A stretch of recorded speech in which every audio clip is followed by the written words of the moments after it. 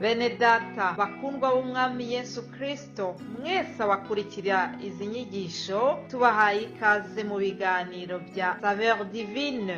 Ibi biganiro mu bitegurirwa n'abavugabutumwa bwiza batandukanye, akaba ari umuhamagaro ugendera ku ijambo ry'Imana byanditse mu gitabo cy'ubutumwa bwiza uko bwanditswe na Matayo ibice 24 umurongo wa 14. Kandi ubutumwa bwiza bw'ubwami buzigishwa mu isi yose ngo bube ubuhamya bwo guhamiriza amahanga yose, nibwo imperuka izahera ko ize. Ibi biganiro mubikurikira ku channel ya YouTube yitwa Saveur Divine. Tubifurije kugubwa neza. Imana Data ari nayo so ibaha umugisha.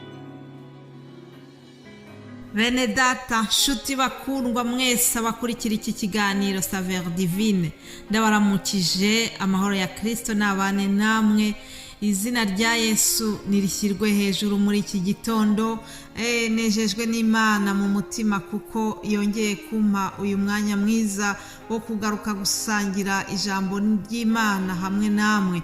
Nibyo koko mumenyereye yuko mu rurimi rw'ikinyarwanda munyumva kuwa mbere, ariko k'uyu munsi wo kuwa kane Imana yashimye yuko ari njyewe ugaruka kubagezaho ubu butumwa mu rurimi rw'ikinyarwanda. Ni ukuvuga ngo message natanze mu rurimi rw'igifaransa niyo nje kubaha mu rurimi rw'ikinyarwanda. Haleluya! Byose ni byiza, byose bihuriza hamwe kutuzanira ibyiza.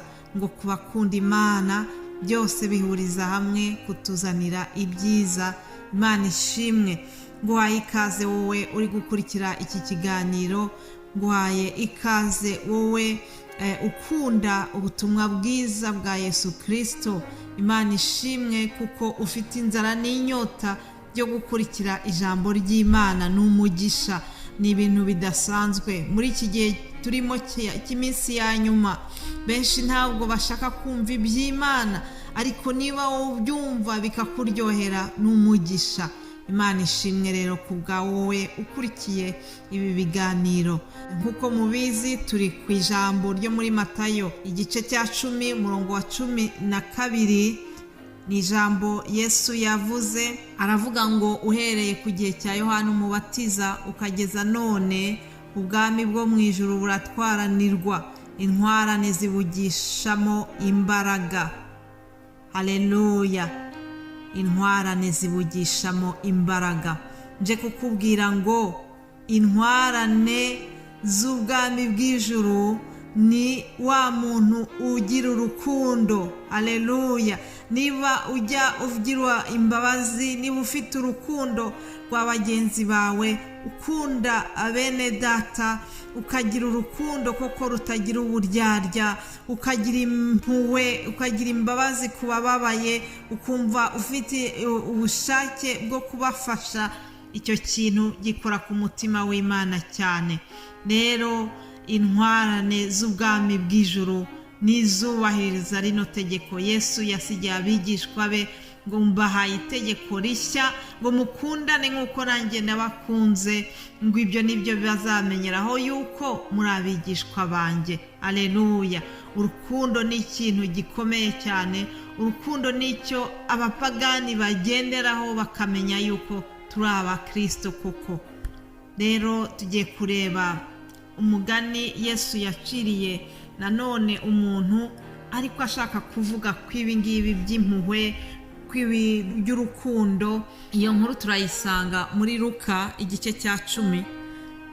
Luka igice cya 10 uhereye ku murongo wa 30. Reka dusome mu izina rya Yesu. Hariho umuntu wavaga i Yerusalemu amanuka i Yeriko, agwa mu gico cy'abambuzi, baramwambura, baramukubita, barigendera, bamusiga ashigajeho hato agapfa. Nuko umutambyi amanuka muri iyo nzira, amubonye arakikira arigendera.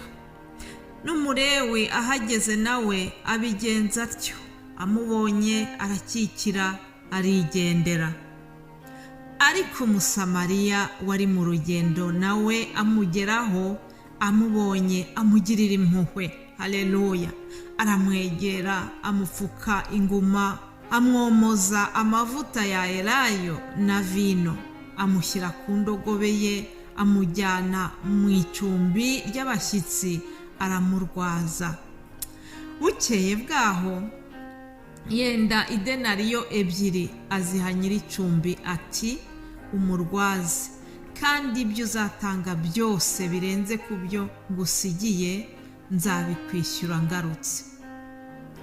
Noneho utekereza ute? Muri abo 3 ninde wabaye mugenzi w'uwo waguye mu bambuzi? Ngo aramusubiza ati, n'uwamugiriye imbabazi. Yesu aramubwira ati, genda nawe ugira utyo. Imana idufashe cyane. Bene data, nsomye amagambo menshi ariko byari ngombwa yuko mbasomera uyu mugani wose. Rero uyu ni umugani Yesu yaciye ari gusubiza umuntu wari umubajije iki kibazo, ngo yari umuntu wamubajije ashaka kumugerageza, ngo yari umwe mu bigisha amategeko wabajije ikibazo Yesu ati, mwigishwa, nkore nte kugira ngo ndagwe ubwami buhoraho? Urumva yamubajije ikibazo ngo ari ukugira ngo ashake kugerageza Yesu. Rero abafarisayo kenshi bagiye babaza Yesu ibibazo ariko ari byo gushaka kumutega umutego ngo bumve yuko asubiza neza, yumve yuko asubiza ibinyuranye n'amategeko ya Mose, maze babyuririreho bahite bamucira urubanza. Yesu rero nawe iki kibazo ngo bakimubajije ari uburyo bwo kumugerageza, noneho asubiza neza, aramubwira ati, ese mu mategeko mwize amategeko abikubwiraho iki? Undi aramusubiza ati, amusubiza Bibiliya byo ku murongo wa 27, ngo ukundishe Uwiteka Imana yawe umutima wawe wose n'ubugingo bwawe bwose n'imbaraga zawe zose n'ubwenge bwawe bwose, kandi ukunde na mugenzi wawe nk'uko wikunda. Muri make yaramubwiye resume y'amategeko yose, ari amategeko 10. Iyo ukoze ibi ngibi tumaze gusoma uko ari 2, ni nkaho uba wujuje ari amategeko yandi asigaye. Rero uyu nguyu yamweretse yuko mu by'ukuri iby'amategeko abizi neza, yabimetrije. Yesu rero nawe aramubwira ati, okay, unshubije neza, nibyo wagikoze icyo ngicyo. Aramubwira ati, nugenza utyo uzagira ubugingo. Hanyuma rero wa undi yabwiraga arongera, mbese asa n'ushaka kumutega uwundi mutego, abaza ikibazo mbese cyo kwirengagiza. Aramubwira ngo, mbese ngo harya mugenzi wanjye ninde? Yesu nawe rero icyo mukundira, ntabwo yamubwiye ati mugenzi wawe ni wa muturanyi muturanye, cyangwa se ni wa wundi mukorana mu byerekeranye n'itorero. Oya, ahubwo ikibazo yamubajije yahise amusomera, amubwira uyu mugani wose maze kubabwira. Nk'uyu mugani rero icyo tubona ni uko hari abagabo 2, abagabo bakomeye, umwe yari umutambyi, uwundi ari umulewi. Abo bose banyuze mu nzira, babona umuntu wakomeretse, wakubiswe, bambuzi bamukubise, bamusiga yenda gupfa. Ariko abantu 2 b'abanyamadini, b'abantu baba mu itorero, bamunyuraho ntibamugirira impuhwe na gato, barigendera. Ariko hari umuntu Bibiliya yise umusamariya, we ngo yamunyuzeho, amubonye amugirira impuhwe. Haleluya! Icyama wowe uri kunyumva ukagira impuhwe nk'iz'uyu musamariya.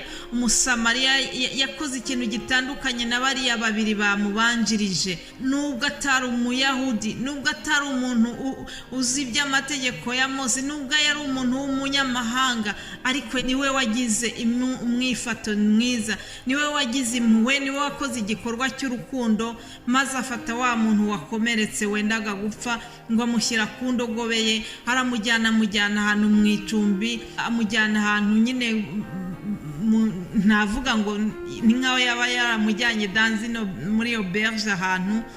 Arababwira ati, mumfashe mumurwaze. Abwira wakoraga aho ngaho mw'iryo cumbi ati, umurwaze, ati kandi ibyo uzamutangaho byose birenze ninza nzabikwishyura. Imana ishimwe. Uyu muntu rero yerekanye imbabazi nyinshi. Uyu muntu yari afite urukundo rwinshi, uyu muntu yari afite impuhwe zirengeje izaba ngaba b'abanyamadini batagize. Nubwo we yari umusamariya, nubwo yari umunyamahanga, nubwo yatari umuyahudi, ariko yagize imyifatire myiza cyane. Yesu ashaka kwerekana yuko uyu muntu yagize urukundo rwinshi, kuko uriya muntu yatabaye ntiyari amuzi, ariko yamugiriye impuhwe. Imana ishimwe cyane. Yamugiriye imbabazi bariya babiri batagize. Ijambo ry'Imana rirambwira ngo hahirwa abanyambabazi kuko aribo bazazigirirwa. Irindi jambo rikambwira ngo hahirwa abakene mu mitima yabo kuko ubwami bwo mu ijuru ari ubwabo. Haleluya.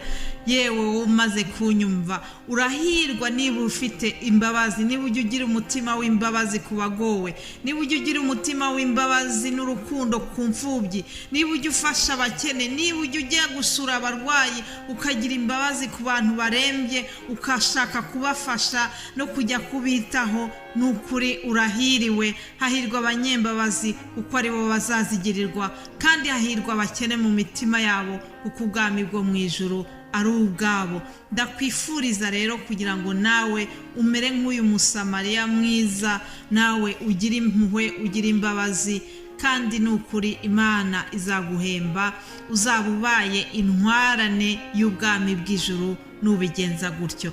Imana ibaha umugisha. Nuko rero ndizera yuko iri jambo ribafashije, nanjye hari aho ryanshyize, kandi twese duharanire kuba nk'uriya musamariya, tugira imbabazi nibwo tuzazigirirwa. Ni mu izina rya Yesu Kristo mbasangije iri jambo. Umunsi mwiza.